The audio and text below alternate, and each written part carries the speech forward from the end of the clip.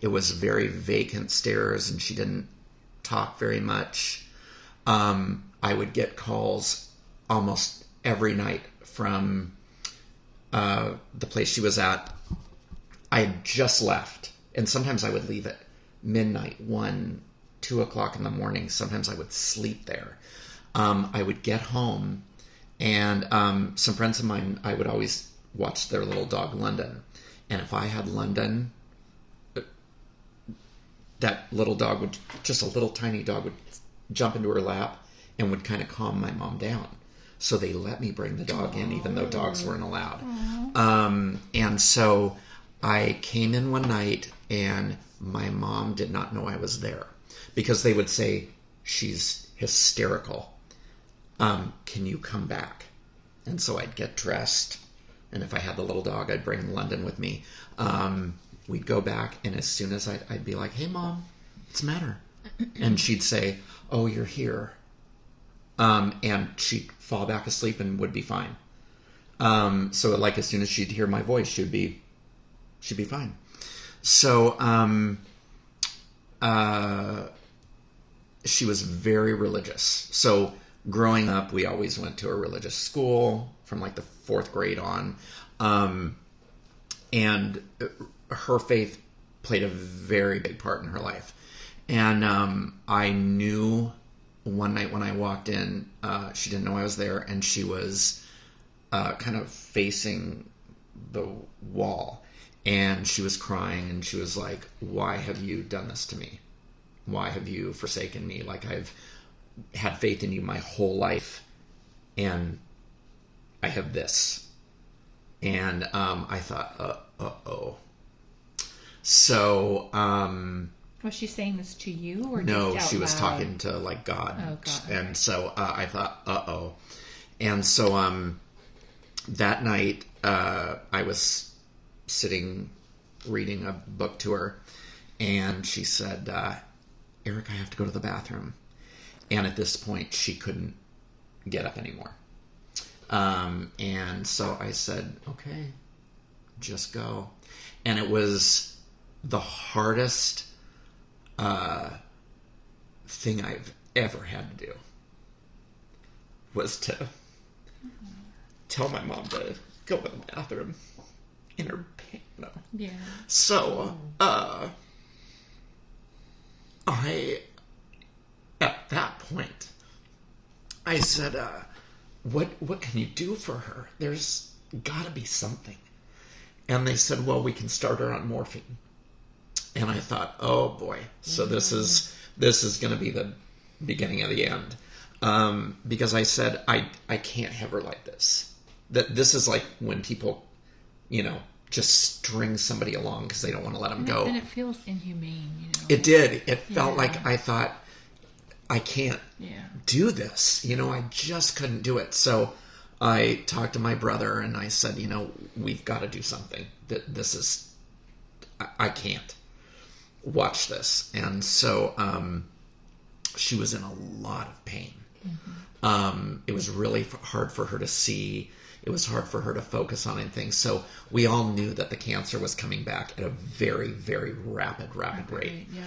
And so I thought I'd rather have her peaceful than in horrible pain.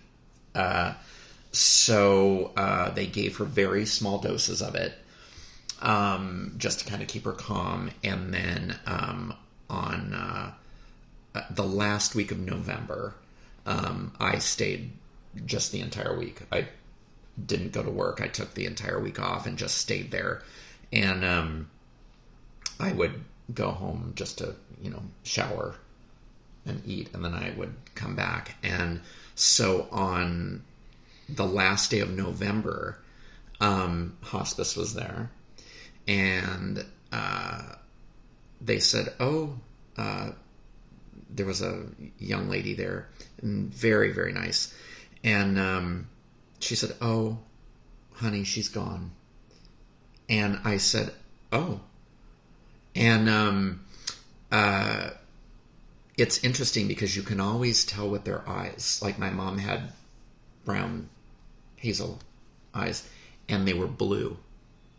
And so I don't know what it is about those final hours of life, but it's like the color drains out of their eyes. It's very, very strange. When my aunt just passed away, the same thing happened to her. And so that's when I knew that she was going from one place to the next. And in typical fashion for my mom to always have the last word, she said, my coworker is coming in, so I'll let him know that she's passed, and he can take it from there. Yeah. So he came in, he said, okay, I'm going to just check her one last time. And he checked her and he said, oh, no, she's still here. And I said, what? And he said, oh yeah, this happens sometimes when they have such a will to hang on. Mm-hmm. And I said, well, how long will this go on for? And he said, oh, sometimes it goes on for weeks. Oh, and I thought, oh my God, you gotta be kidding me. This is, no. So, on December 1st, at noon, she passed. And, it wasn't until that point, because that's not something you really talk about with people, but, when my mom was diagnosed, I have a sibling, and, my brother and I were always very close. And it was at that time that things fell apart. So, we just didn't agree on anything, and things were being done that were just, you two know, that were just mind-numbing. Like, I couldn't believe Well, immediately, too, like, she had just passed, and I think we had had lunch the day before. We were at True Food Kitchen. And yes. We knew. We were kind of rallying around you, and then when it happened, your brother was kind of taking liberties that weren't really his. Right.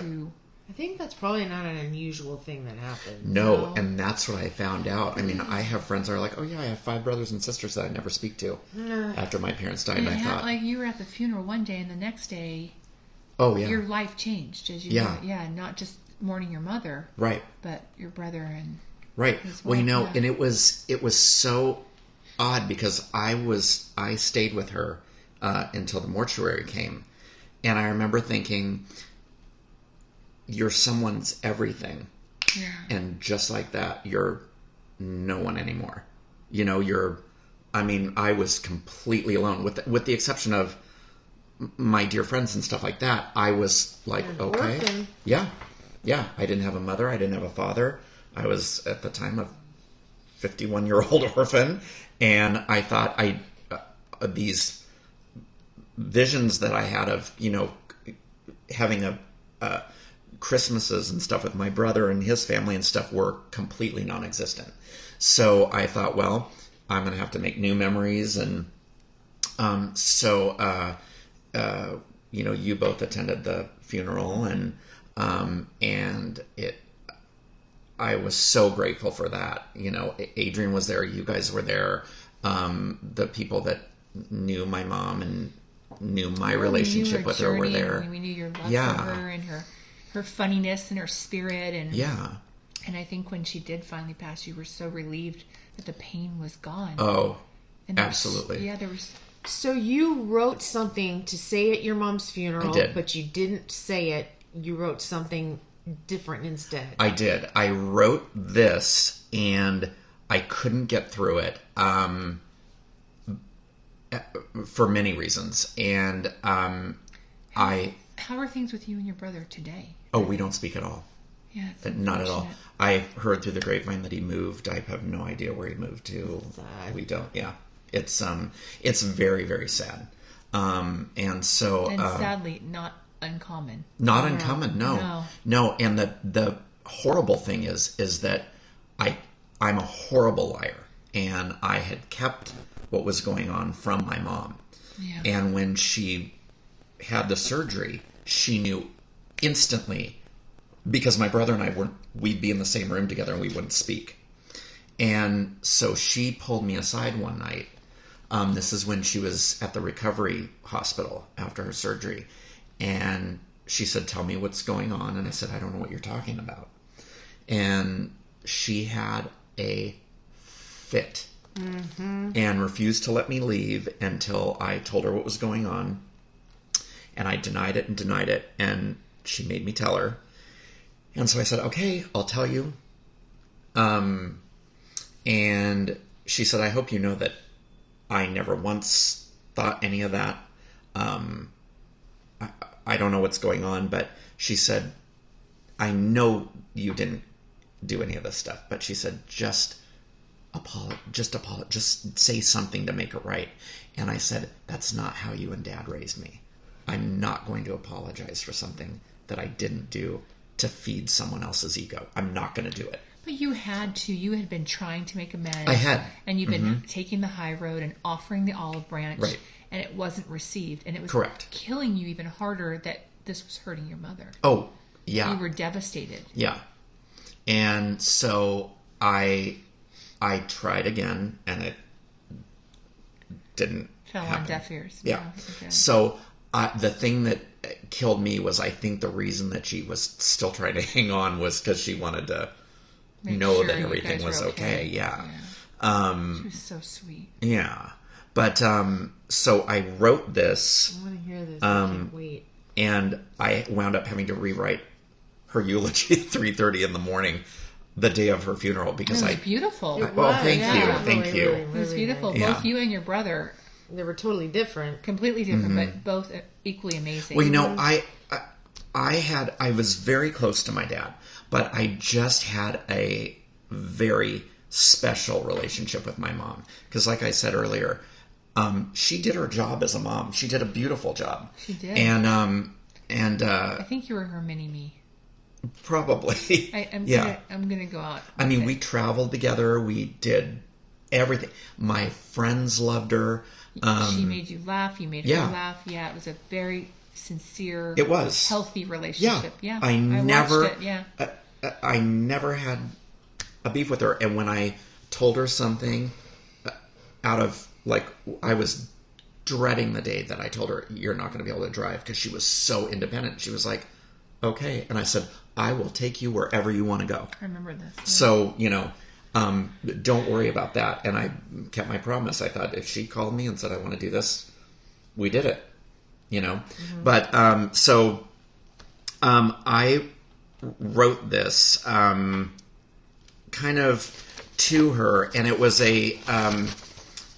and it's because when you think about what your parents are, they know more about you than anybody else does. So, this is kind of just a little, an honor to your mom. Yeah, I like this. Yeah. So, and it was going to be hard for me to read it in front of friends of my mom's and friends of mine. So, I'll read it now for you guys. So, it's not that long. It's like a little over a page. Okay. So, here we go. Since my mom's death, I've been walking around in a fog of pain and numbness, both of which like to take turns overpowering me. It's like being punched in the face by grief one second and hugged by gratitude the next. I had to continue to do things, work, shop, go to the gym, socialize, partly because these things still need to get done, and partly because if I didn't do them, I was afraid that I would lose it completely. I wanted to wear a sign that read, I just lost my mom, please go easy on me. And I did my very best to hide what was going on inside of me.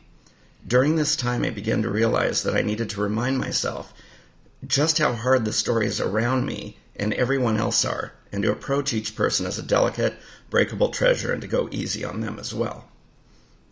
With the passing of my father, and now my mother, I think differently. I sense time differently, and I look at the future differently as well. Ever since my mom's death,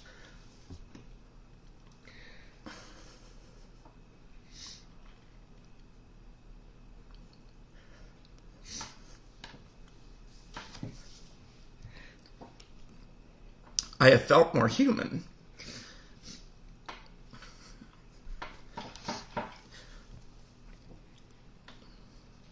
And I have found myself unable to control my emotions or stay engaged or focused. For the first time, maybe ever,